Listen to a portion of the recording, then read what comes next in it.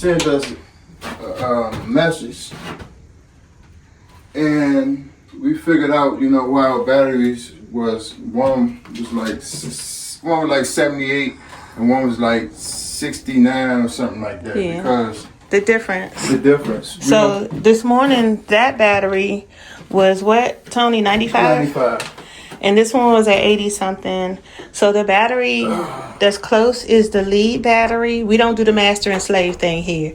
So that was the lead battery or the parent battery. And this was the follower or the parent child battery that comes after it. So what our subscriber told us is to do something called diagonal crossing with the lines, where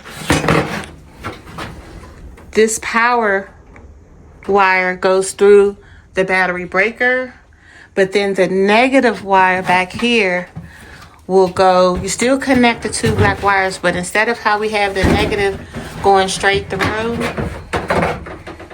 you can have it like that, but it's going to put force on the lead battery. So we're going to take this long wire from the last battery, which is the second one, and we're going to run it straight up to the inverter, not taking it through the battery disconnect switch, because the battery disconnect switch only needs the red power wire. So that's what we're working on right now. And Tony already prepped the end of these. What are you doing, bud? We're gonna get the Allen key, right? Alright, so we are making a wire, and we're just going to use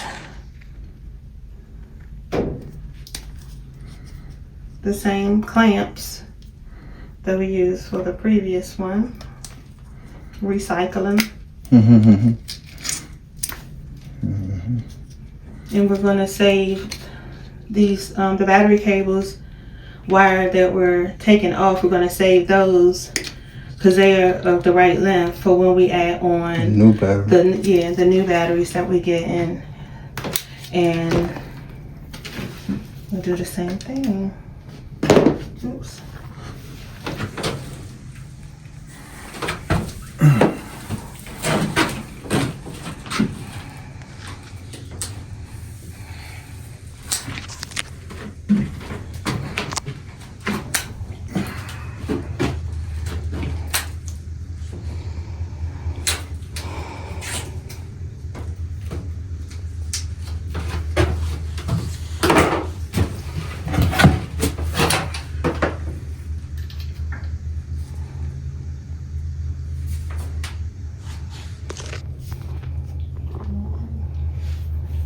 What you doing, Tom? Oh, and opening the clamps back up. We're trying to open them back up.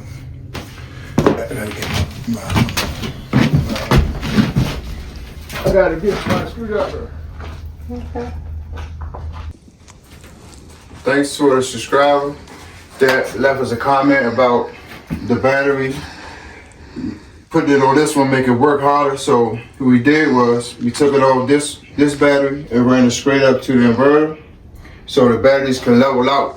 One of them was at like 68, one of them was like probably like 54, something like that. So thanks to that subscriber, shout out to you. Thank you. Okay, now we're going to turn back on the system. First, we're going to turn on the battery breakers. Alright, next, we're going to turn on the battery disconnect switch.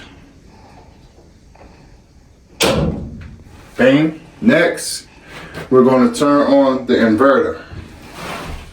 So the inverter has a power button, and it has a, what's that part? The breaker? Yeah, breaker and a power button. Okay. And then we have to wait until it actually comes on. Power up. This looks like it's... Okay, the inverter is powered up. Now, we're going to turn on our solar panel, or solar disconnect switch. Solar breaker. So you can turn that on. Okay. Turn that on. And we hear everything. See it running. And now, we're going I'll turn back on. You want to see how much to the RV. power's coming in?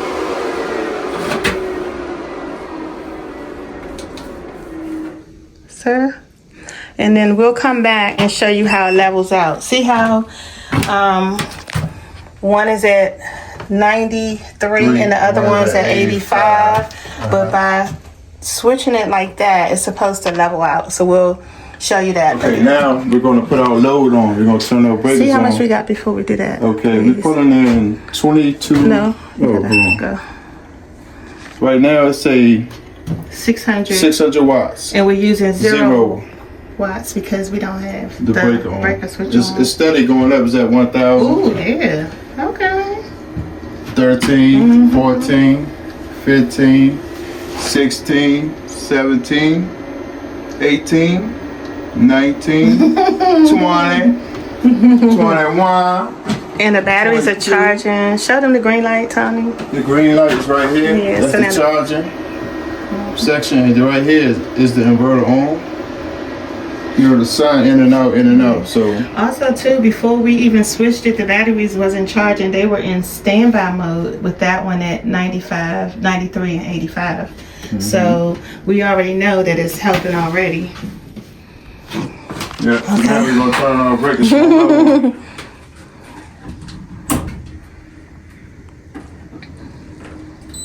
That's the one for the RV. And I hear the air conditioner just clicked on. The air conditioner just clicked on. And so we're going to see how much we're actually using.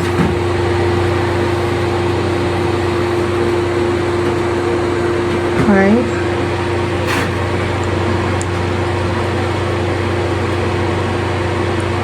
So I'm wondering why the AC ain't kick on yet. No, but this is gone down. Maybe it was at 1.9 something. The sun is out. But I do want to also mention about the solar. So after you program your solar, you can understand it. So right now, our house is using 500 and about 80 watts to switch it between 580 to 600. We are bringing in 19 to 2,000 watts right now. kW kilowatts is measured like this. See how it says 1.9, 2.0? Anything on the left side of the decimal, that's your thousands. Okay, on the right side of the decimal is your tenths. So right now, 1.9 means 1900. Alright, so the 1.9 means 1900 is coming in. And our load is about 600. So if you do the 1900 minus the 600, that leaves you with 1300. That means 1300 watts is going in to charge our batteries. And so if you look at the green light, you'll see that the charger is on. I just want to show you the batteries. These P.O batteries do not have the wires for the CAM and the RS485. So you have to look at these two, okay? So this is the lead battery right here, and this is the follower battery. We don't do master and slave here, okay? So even though this is saying 56 and 42, they're actually not that difference apart. And I want you to look at the current. The current is 12.1, and the voltage is 5386. Now look here, 11.4. This voltage is 53.87.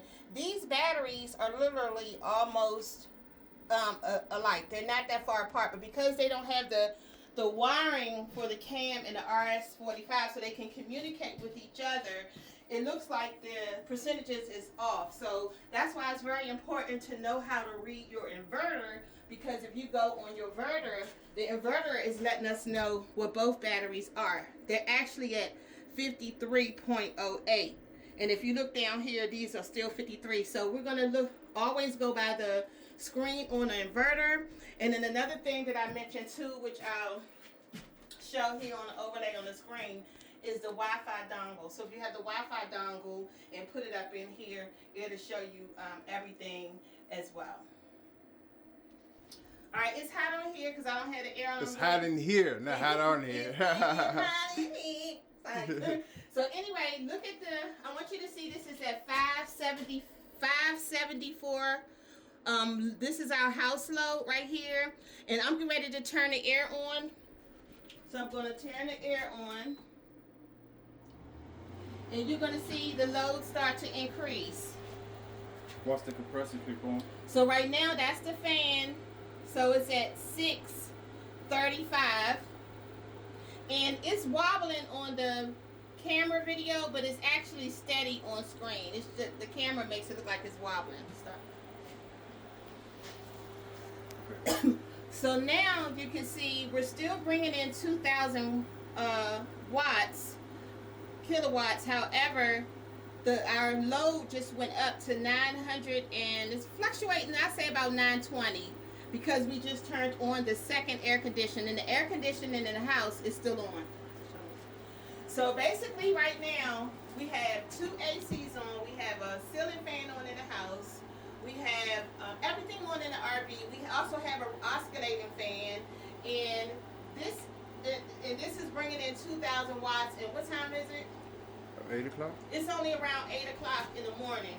And these batteries are going to be full before noon, and then they'll go on float. Then they'll go on float most of the day. They'll be at 100%. And then the batteries will stay full, and then our load will just be using the solar panels. So I did want to explain the difference on how you can tell with the kilowatts. And another thing we're going to go over is the voltage. Don't go yet. All right. So this screen right here. So most of the inverters, the screens almost read the same on all of the inverters. So you have your main screen that has about 7 menus, and then when you press the settings button, that's when you go in to set it for lithium and all your specific needs for your particular system. But on this one, this is our voltage screen, and it's showing the max volts that are coming in. Now we can, this 5200 watt can take in 500 volts. So we're with our 6 in series, 6 sets of 3 in series in parallel. The max is 410 volts right now that's coming in. So we are actually under the limit, safely under the limit of the volts. And that's another thing you want to do. You want to, even though it's telling you the max that it can take, always put your panels in series and parallel. That's going to get you under the max limits. Because if you put them all in series, the amps are going to raise up. When you parallel them at the end, the amps going to stay the same. Okay. And so let's go. And if you have any comments, make sure you put them in it. Just put your comments in the comment section, and we'll answer your questions. But right here, well, this is just an overview. So I want to go to to show the actual amps and see how this screen has your amps. This is 14.1, and then this is 8.3 down here, and this is 17. So let's go down. Okay, we did the volt screen right here. This is the main screen. This is not settings. This is just showing you. Okay, so right here, this is telling us that this is a 5200 watt inverter. The maximum is 100 amps and then 500 volts. So that's how you know when you turn it on. And you see we're not even near it. You see that? We're not even near those numbers.